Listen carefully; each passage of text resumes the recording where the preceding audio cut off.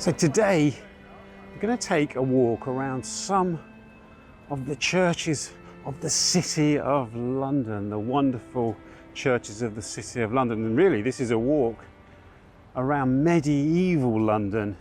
And we have our first one here, straight outside Liverpool Street. We have St Botolph Bishopsgate, or St Botolph without Bishopsgate. And this church here was first mentioned in 1212. It survived the Great Fire of London, got a bit damaged during the Blitz, but came through it okay.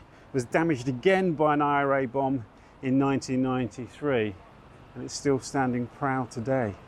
It's a really delightful church.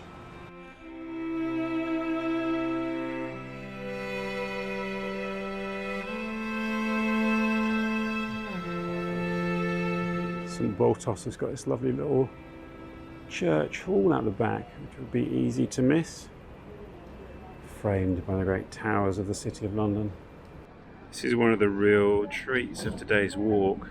These little remnants of the old medieval street plan. Really beautiful, aren't they? There were originally 108 churches in the old medieval City of London, 109 if you include St Paul's, which dates back to the 7th century. The first St Paul's was founded then. Of course, the great disaster for the City of London churches was the Great Fire of London in 1666, after which there were 34 churches that were not rebuilt. The next catastrophe to hit the city churches was a reorganisation of the parishes in 1860, where they combined a lot of the parishes. And then of course we had the Blitz, when many of the city churches were damaged and some were destroyed, but a lot of that was repaired after the war. There's a wonderful but slightly tragic book called Lost Treasures of London by William Kent, where he painstakingly documented the damage to the churches, and has like before and after, and logged what was lost and what was damaged. It's a powerful book, is what I say. Here we have our next church here, St Ethelburga Centre for Reconciliation and Peace. This is St Ethelburga's.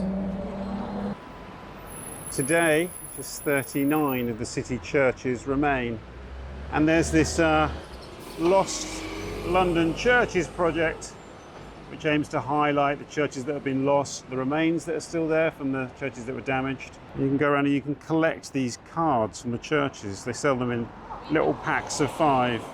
If you're someone that wants to go around and bag the churches, like bagging Munros in Scotland. And I'm also being guided by this book by John Betjeman, the wonderful, brilliant John Betjeman, City of London Churches, where he itemises all the churches. So this is my guide for today, along with the Lost Churches Project map, which I've just picked up. So here's a map showing all of the original 108 City of London churches. The green dots are just the existing ones, the surviving ones. The blue dots are where there are some sort of remains of the church, often a churchyard or a tower. The red indicates a completely lost church. And the grey ones are the ones that were lost in the Fire of London and not rebuilt. And this line here, the red line, is the old Roman wall, London Wall. And this is the extent of the fire damage of the Great Fire of 1666. I'm starting to wonder where St Helens would be, because there's this enormous development here. But if we go through, here she is, St Helen. And actually I've been in there a few years ago when there was a concert on. The walls of St Helens are medieval, and Betjeman recounts a wonderful story saying that in 1385 the Benedictine nuns who had a nunnery abutting the church here were reproved for the number of little dogs kept by the prioress kissing secular persons and wearing ostentatious veils. Sounds like those nuns are having a really good time. I would go in, but it looks like there's a service on. Sorry. A very friendly young fella came out and gave me this guide to St Helens. which tells us that St Helen was the mother of Constantine, the first Christian Roman emperor, and that this building here is first mentioned in the middle of the 12th century. That's in the 1100s, i.e. a very, very long time ago. It's great just to be able to touch this medieval brickwork, isn't it?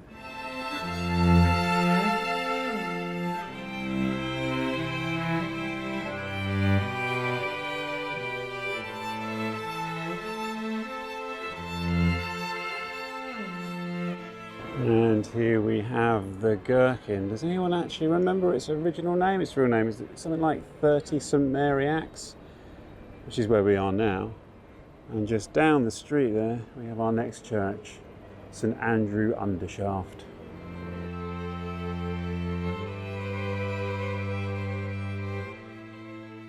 The city is a great place to walk at the weekend because it's very quiet. Well, I mean, it's pretty quiet all week these days, obviously, since you know what. But it is particularly poignant on a Sunday.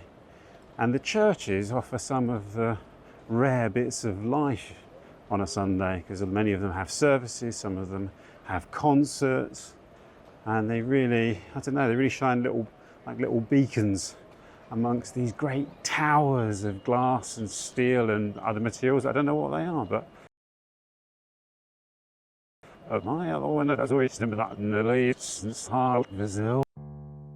the original name of this church was St Mary, St Ursula and her 11,000 virgins. It's one of the many lost churches of the City of London, where only a plaque on the wall remains. It's interesting. I think this is the Lloyd's building, isn't it? It's quite impressive. It does look like a series of tin cans all stacked on top of one another. And here she is, St Andrew Undershaft. Another great survivor. This church is a bit of a mishmash. I think the tower is Gothic, the entrance Renaissance, I think the nave and the interior is 16th century. The churchyard may be slightly older. Even though these churchyards are now mostly places for city workers to eat their lunch, you see that there's still gravestones here beneath the benches. Still bodies resting beneath the street. So we'll go along Leadenhall Street here towards Cornhill, where there are a couple of other fantastic churches on Cornhill.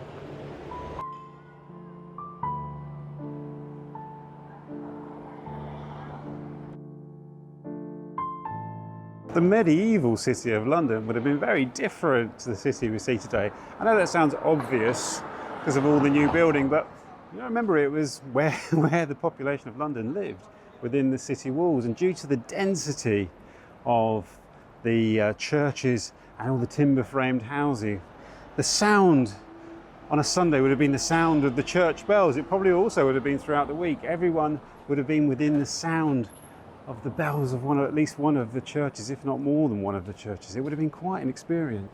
This is interesting. There's a big building site here, right near Leadenhall Market, and I imagine there will have been quite a lot of archaeology uncovered by this development. I think Leadenhall was the site of the old Roman Forum, wasn't it?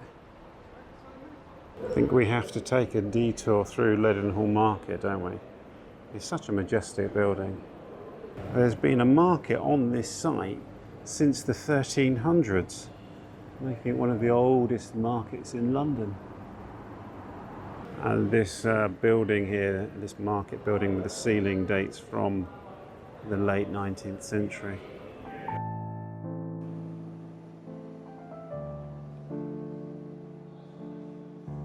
I think this must be part of St Peter Cornhill. Let's go around into Cornhill to get a proper look at the front. So you can see the way that St Peter is sandwiched in between these buildings here, really wedged in, the way the city's built up around the churches. After the Great Fire devastated London in 1666, Sir Christopher Wren was commissioned with overseeing the rebuilding of London, and he was involved in the rebuilding of 51 of the city churches. And these alleyways are one of the great delights of walking in the City of London. Here we have St Peter's Alley. Wow, this is a real beauty, isn't it? This is St Michael's Cornhill. This majestic tower and this beautiful carved entrance.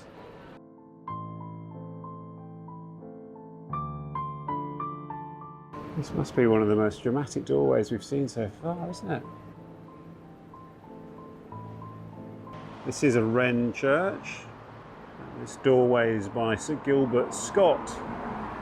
It's a shame we can't go inside because a lot of the interior is 17th and 18th century.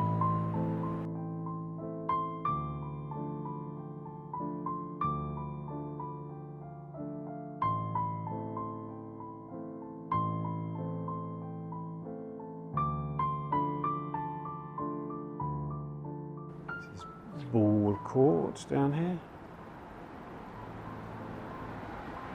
Of course, the City of London is a great place full of symbols. Here we have one of the symbols of one of the city guilds or one of the companies. Of course, and where there are churches, there are pubs. And these little alleyways here are often hiding a pub down the end. We'll go down, Simpsons will be closed, but let's have a look. I mean, that is the thing, most of the city pubs don't open at the weekend. There has been a concerted attempt over the last 10 years or so to bring more tourists into the city, to bring a bit more life into the city at the weekend. So there are a few more people around than there used to be. This is Birchin Lane.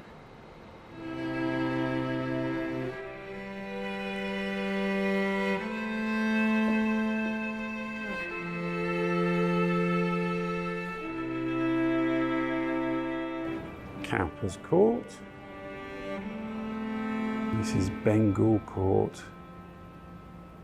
They're great, aren't they, these little passageways?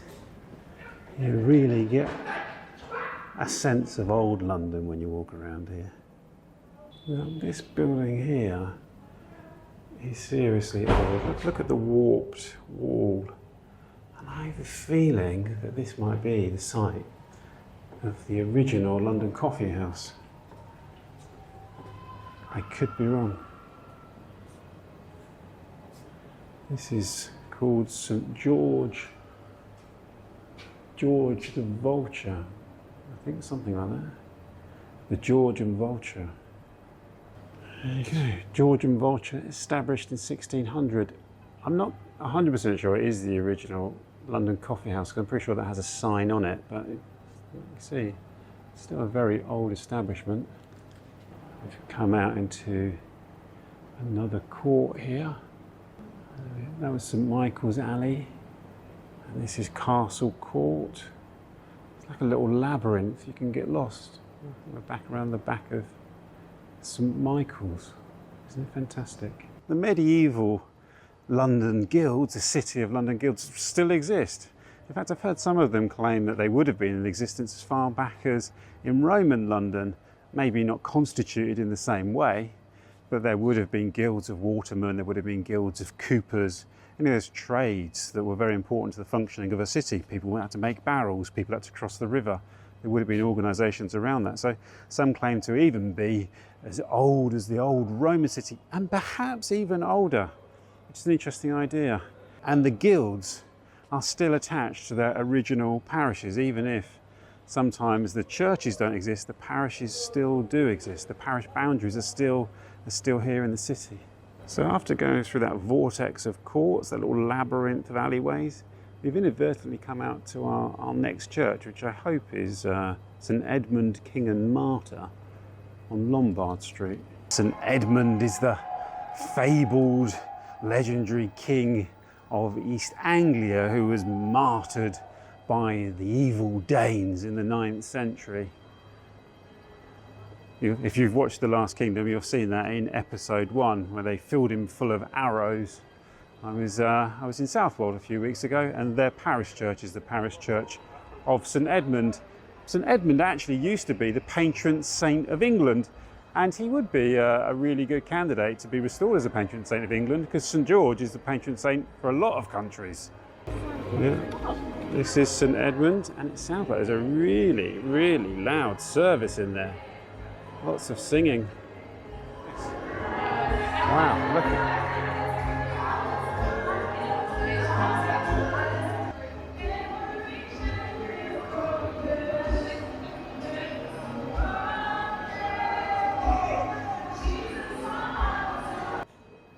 looking down Lombard Street.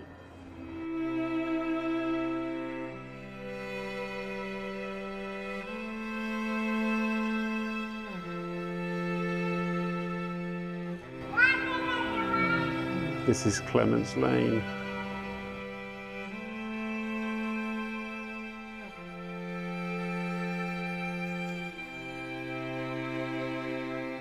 And here we have St Clement Eastcheap, which was built actually to be seen from St Clement Lane.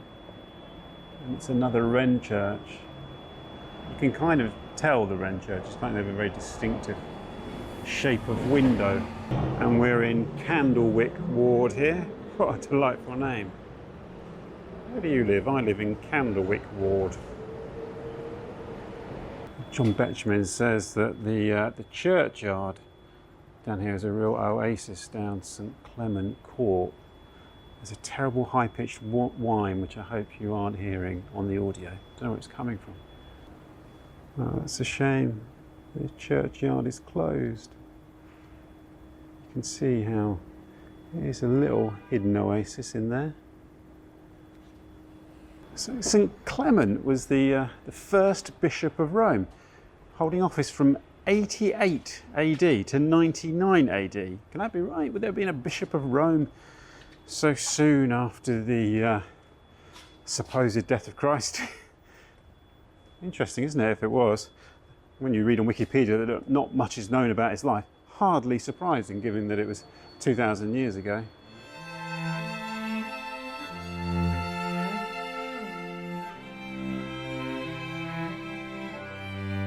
So we should go along Cannon Street here to St Mary Abchurch and pay a visit to the London Stone, which I don't think's made an appearance in a video before. The topography of the City of London, of the square mile, is really dominated by what they say are two hills. Cornhill being one. What's the other one? Ludgate Hill, isn't it? And those hills being carved out by the river valleys, the valley of the Walbrook and the valley of the Fleet. The Walbrook is just actually up ahead of us. It cuts through down and makes its confluence just beneath Cannon Street Station. And then you have this high ridge of land that we're on here, and then it falls away down to the Thames. So you've got these hills that fall away from Cannon Street down to the river, all the way along, all the way up to Ludgate Hill and St Paul's. You've got all these other little streets that create this really delightful topography of the City of London. A series of hills. It's like hill walking around here. Here's Abchurch Lane, which is where the church must be, right? St Mary Abchurch is another Wren church built between 1681 and 1687. The original church was completely destroyed in the Great Fire. Apparently, it's a shame we can't get inside again, because Betjeman talks about it having a beautifully painted dome and 17th century sword rests. Quite like to see a sword rest in a church. Churchyard leading to Sherborne Lane. Betjeman says the church is best viewed from this lane. When you're walking the city churches, you've got to make sure you take some time to sit down in one of these churchyards here. You can see this little patch here is being very well used. There's bottles of beer lying around, Subway wrappers. Looks like people have had a bit of a party out here. In the 17th century, apparently Abchurch Lane was well known for its cakes. And later on there was a famous French restaurant here called Pontac's. Cannon Street. St Swithin's Lane. And here it is, the legendary London Stone in its new home. This is quite flash and nice, isn't it? I think this was only recently created, erected. It used to be behind a metal grille, kind of hidden away. So now it's being truly venerated. Quite why the London Stone is important, no one really seems to know. It's believed that it was possibly of Roman origin, part of a Roman building perhaps. And it says here that it was originally much larger in the middle of Cannon Street and slightly to the west. And it might have related to Roman buildings that lay to the south. It was already called the London Stone in the 12th century. This is an interesting story though. In 1450, Jack Cade, leader of the rebellion against the corrupt government of Henry VI, struck it with his sword and claimed to be Lord of London. That implies that it might have meant something to people, that that was somehow significant, that perhaps the London Stone had some relationship to power in the city, to lordship in the city. That could be completely spurious.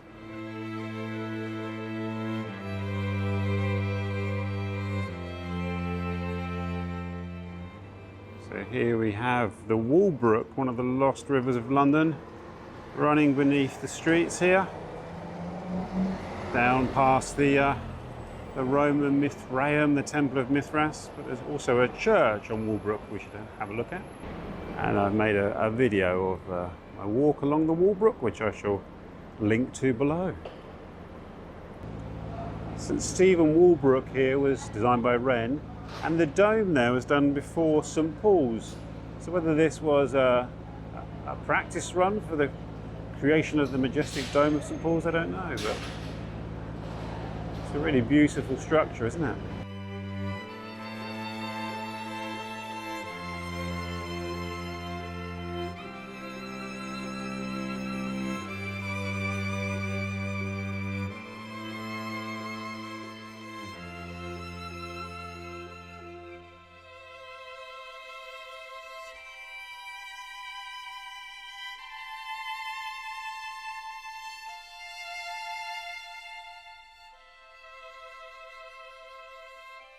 Wow, that's a pretty stunning interior, wasn't it? Really majestic. And there's a leaflet there saying celebrating 1,000 years of St Stephen's Walbrook. So it obviously goes way, the original church is far predates the Wren Church, that majestic Wren Church. It was amazing that large marble stone in the middle, that marble altar in the middle of that round domed interior. Really stunning. I'm going to stick with it. That's my favourite one so far. We'll go along Cloak Lane, heading for St Michael's, where a very important person is buried. This is interesting. There's this stone plaque here at the bottom of this relatively modern, I'd say 20th century brick building. It's got a very interesting inscription. And it says, "Sacred to the memory of the dead, interred in the ancient church and churchyard of St John the Baptist upon Walbrook during 4 centuries. The formation of the district railway having necessitated the destruction of the greater part of the churchyard, all the human remains contained therein were carefully collected and reinterred in a vault beneath this monument in 1884. We've got more memorials here on the wall behind this iron grating. I can't really read that too clearly, but that's a memorial to Reverend John Gordon, who was rector. This tells us that we're in Walbrook Ward, 1892.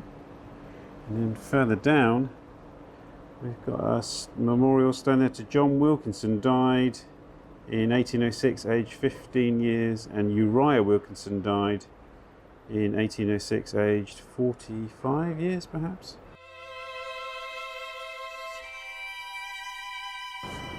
So here's a site of one of the lost churches here in Cloak Lane, the site of St Thomas the Apostle Church, destroyed in the Great Fire of 1666 and not rebuilt.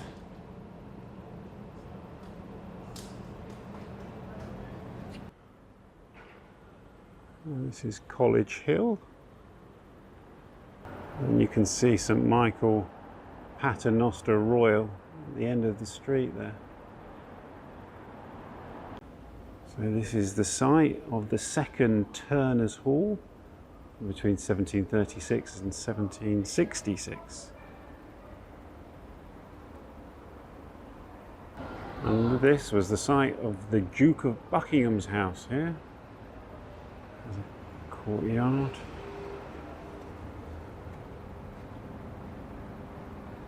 And this is the house of Dick Whittington, Mayor of London, which stood on this site in 1423. A nice legendary Mayor of London, even more legendary than Boris Johnson or Ken Livingstone. And here we go. Richard Whittington, 4 times Mayor of London, founded and was buried in this church in 1422.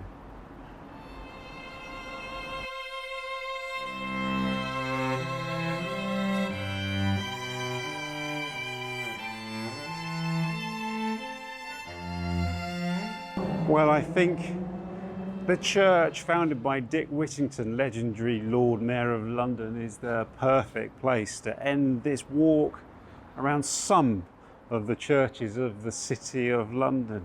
What a magical journey it was. And we've got plenty more to do on another day, so I think this will be a series of walks. There could be, I don't know, how many videos in this series could we end up with? 5 at least, I think. What a great day. Thanks for coming with me. I love walking around the City of London on a Sunday. And of course, we've got like the oldest one of all the churches yet to do on another day. I think we can split this into like the southern half and the northern half, perhaps, something like that. So as ever, thanks so much for joining me on this glorious walk around the City of London. And I'm gonna, I think I'm gonna find somewhere to have a pint. Do you think that might be a thing to do? Take care of yourself, and as I always like to say, and will continue to say, I look forward to seeing you on the next walk, wherever that may be. And of course, I'll play out with a shot of St Paul's Cathedral, you know.